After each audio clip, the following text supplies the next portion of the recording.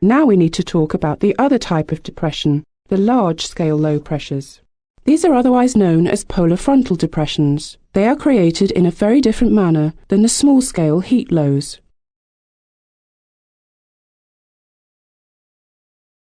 The polar front depressions are found along the polar front itself. This is principally in the higher latitudes, at about 40 to 60 degrees, depending upon the season. They typically move from west to east across the globe. The process of their formation is complicated and a little involved. Essentially, there are two main processes that need to occur to create a mature polar front depression. The first is to do with upper air movement, associated with fast currents of air, called jet streams.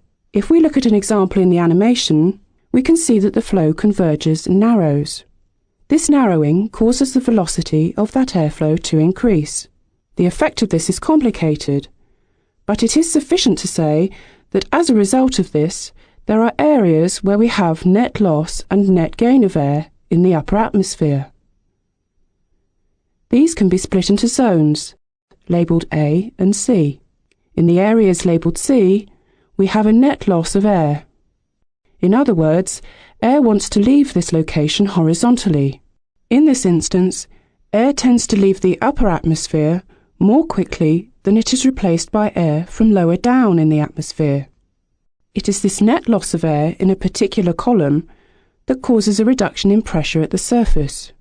As a result, air will ascend from the surface to the upper level, around area C. The second main process occurs nearer the surface and needs to work in conjunction with the upper air process that we have just described. Within the temperate latitudes, we have warm tropical air, meeting much cooler polar air. The boundary between these two different air masses is called the polar front. As with any boundary between two liquids, this will not be a continuous straight line.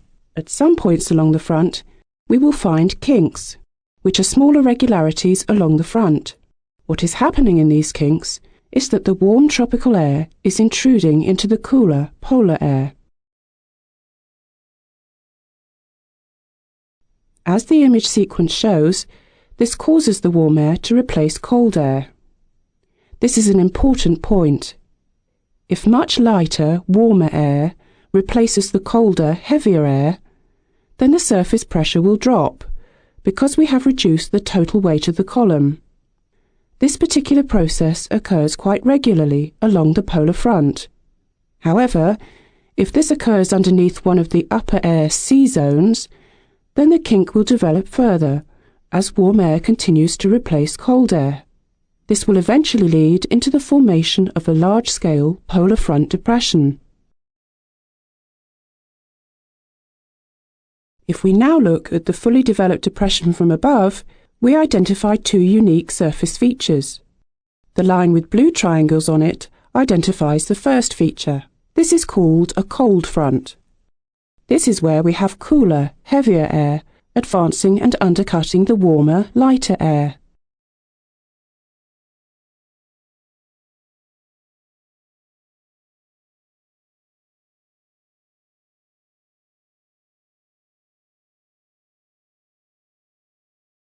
The advancing cold front will cause some of the warm air to rise up and over the cold air, but also force it to move, much like a bulldozer.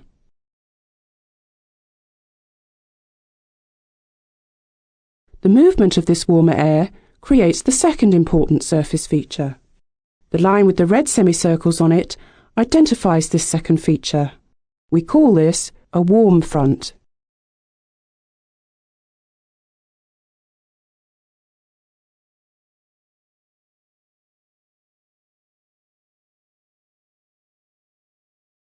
This is where we have lighter, warmer air overriding heavier, cooler air.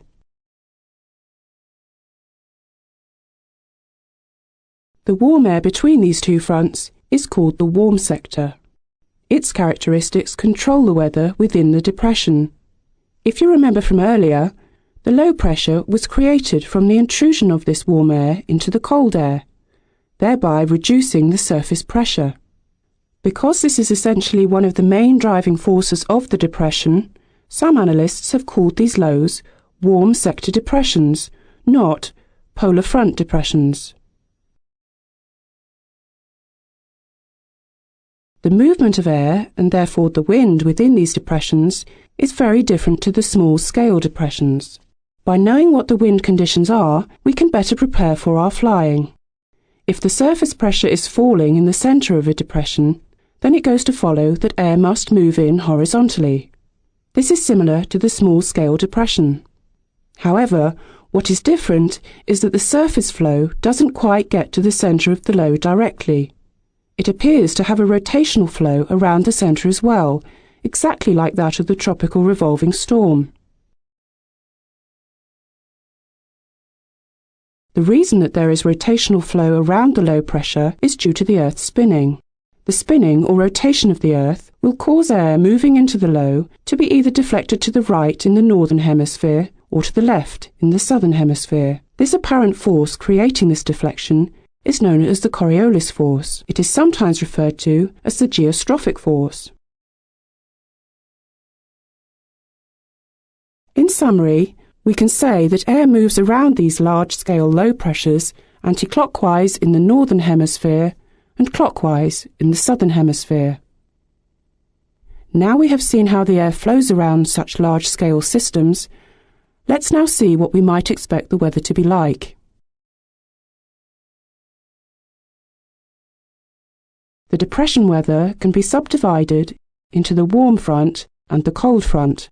Looking at the cross-section of a polar front depression, let's now take a look at the warm front, since it will be this part of the depression that will arrive first.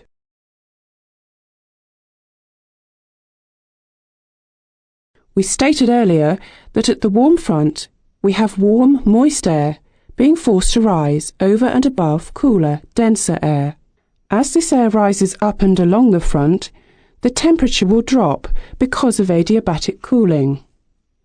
This may cool the air to the dew point and condensation will occur. As a result, clouds will form along the front. Because the slope of the warm front is so shallow, roughly 1 in 150, the clouds that are developed have a broad horizontal appearance and are therefore more commonly stratiform cloud. This means layered type. These clouds can extend up to 600 nautical miles away from the surface position of the front. Looking along the front, note that at lower levels the cloud is much thicker and denser than those at higher levels. Therefore, if a warm front were to approach an area, we would see the cloud lowering and thickening. Firstly, we would notice the thin cirrus cloud at very high altitude, then the thicker cirrostratus, followed by the lower altostratus, and finally, right before the front approaches, the larger, thicker nimbostratus. This is one of the most obvious ways of recognizing an approaching warm front. As a result of the slope of the front and the horizontal spread of the cloud, the precipitation would cover a very wide area in front of the front, maybe a few hundred miles. As the front got closer, we would encounter increasing amounts of precipitation. This may be light and intermittent at first, but just in front of the warm front, where the cloud is lowest and thickest, we may encounter much heavier, continuous precipitation. The type of precipitation is another important point. Because the air along the front is rising relatively gently, there is only moderate vertical uplift. It is therefore common to find a mixture of fine rain and drizzle, or perhaps snow if the temperature is low enough, falling ahead of the warm front. In special cases, freezing rain or rain ice may fall, but we shall look at this later.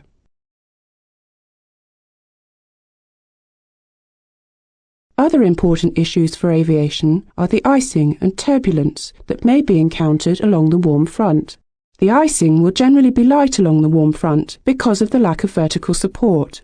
However, with orographic intensification, the vertical support is increased and the freezing level can drop. Under these circumstances, the icing can be very dangerous. It is essential then to analyse your location to point out potential intensification. Under special circumstances, the most severe form of icing can be found underneath the warm front.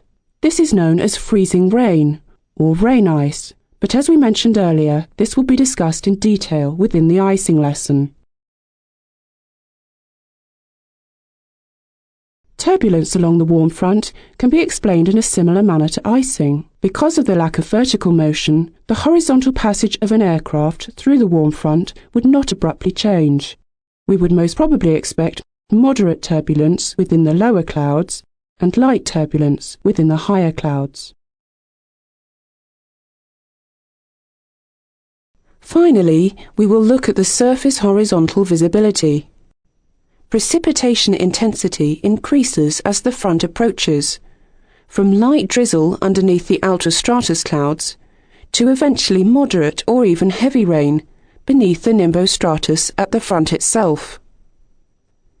Because of this, the visibility will decrease significantly as the front approaches. Fog can also be found before the front approaches, sometimes 200 nautical miles ahead of the front. This is known as frontal fog, and will be discussed in detail in the visibility lesson later on.